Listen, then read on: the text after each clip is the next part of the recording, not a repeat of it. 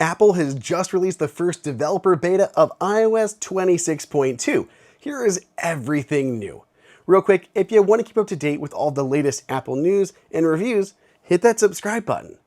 So Apple on Monday, November 3rd, released the final version of iOS 26.1, the first major update to iOS 26. I did another entire video on all of those changes for that public release. But now we're getting back into the development cycle with the first developer beta of iOS 26.2. And there are already quite a few new features and changes to talk about. First, let's take a look at the build numbers for this update. The release version of iOS 26.1 had a build number of 23B582, compared to the beta 1 of iOS 26.2 that had a build number of 23C5027F.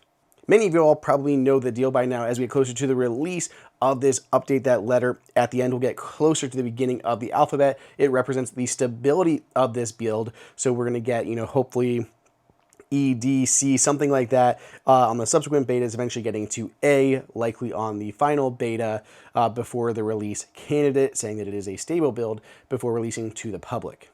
With that said, this update was a little over 8 gigs for my iPhone 17 Pro. Let me go ahead and walk you through the features. One of the first changes that I want to talk about is coming to the News app. News app got a fair bit of an overhaul, a redesign, and I'm really liking the changes that Apple made here. So you're going to notice we have these new pills at the top. There are 5 of them in this case: sports, puzzles, politics, business, and food. Sports used to be here at the bottom. Now sports is up here, and food was relegated into that combination search and following page. So that's where that was. So I think it makes it a lot easier to get to what you want.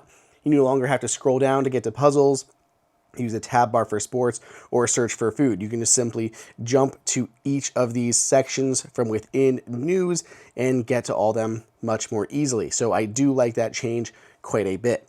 Similarly, like I said, Apple has cleaned up this bottom bar. Sports has now been pulled out. It used to be following and search all in one, but now we have an actual dedicated search button, which is so much better. It's really easy to kind of find these things. I like that a lot. Following is basically what used to be in that last tab. All these have been brought together into that view there. So really nice kind of changes here to the design. You can see iOS 26.1 there on the right for comparison. So news, news plus, sports, following, and then search. We've gotten sports gone, that's been added. No pills at the top. Otherwise, it looks pretty similar, like nothing crazy, but I do think that these are very good changes for the News app. Apple also made some changes to the podcast app. I love these as well, especially as host of HomeKit Insider.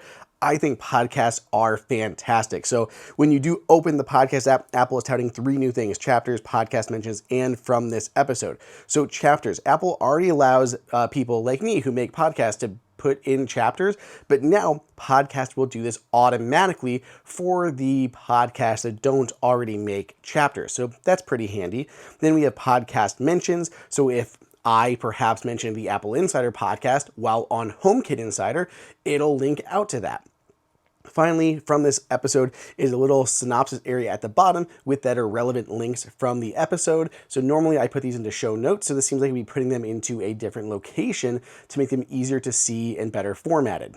So here we are in the podcast app. I can go to this latest episode of HomeKit Insider. So chapters, I, again, already add chapters so you can see them here in this drop-down list, but now Apple will be generating those on the fly for episodes that do not automatically have chapter markers. Additionally, when I go to the bottom of the episode, you're going to see these links out here. So first up, I do mention the AppleInsider podcast at the end of this episode, so it makes it really easy to jump. It actually has the little shortcut there, actually where it was mentioned in the episode, so that's really neat. Now, this is an external link. This is technically just pulling up the share kind of sheet from Transistor, which is what I use to publish the podcast. But I assume eventually it's going to have more of these other links that I'm kind of mentioning throughout the episode. We'll have to see how this expands because we do have a bunch of these in here. But yeah, first beta, so this may change, but that is that from this episode section inside of the podcast app. Here we're on the home screen for the next feature. So I'm going to go ahead and long press and go into customize.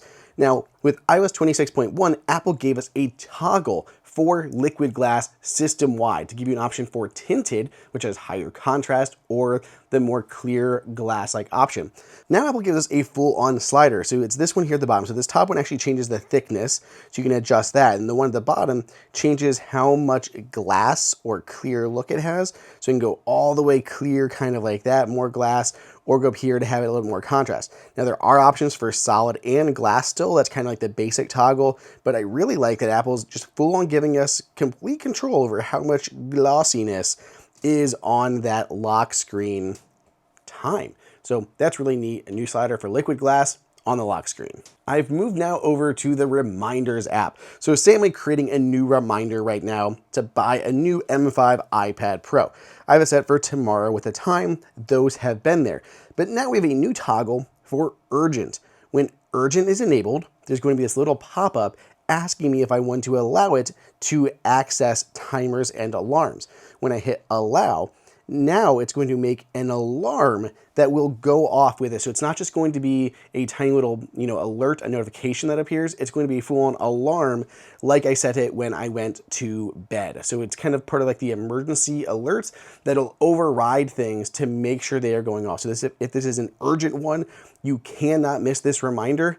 This is the way that you can set it up to make sure you're getting that alert, that audio, whatever alert when it happens. So that's really crucial. I know people have been asking for this. Apple finally delivered. Finally, Apple's made some changes to the sleep score. You can see we have our little sleep score widget here. I can tap into that, and it's going to jump into the health app.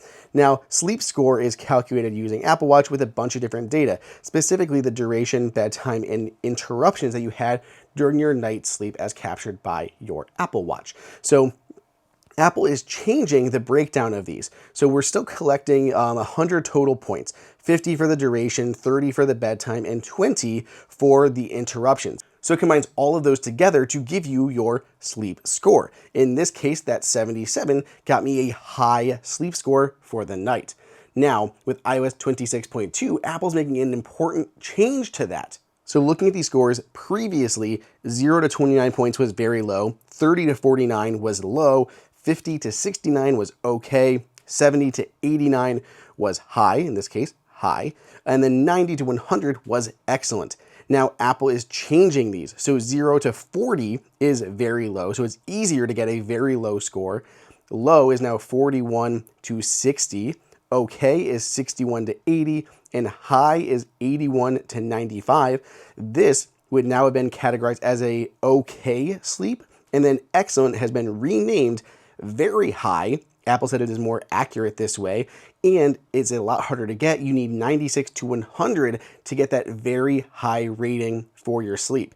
Apple says it's like excellent means you should feel great for the day, but very high just kind of rates your sleep and not necessarily how you feel, even though they're obviously correlated very highly. I think these all make sense. This was a terrible night's sleep. I mean, I had 5 hours of sleep, and yet it's like, hi, that was great for you. So to see this go back down to an okay, that makes more sense. So I think Apple's collected more data. They are refining the sleep score. The data is all still calculated the same. It's captured the same, but it's being calculated differently. So I don't have any sleep data from last night, but we'll start to see the new data going forward. The previous results, these are going to stay the same, but new ones into the future are going to have different ratings based on this new math. So that is it. That is what is new in iOS 26.1 Developer Beta 1. There will likely be a public beta soon to follow. Let me know if you find any other changes down below in the comments, and of course, follow along for more Apple news and the rest of Apple's development cycle. See you guys all in the next video.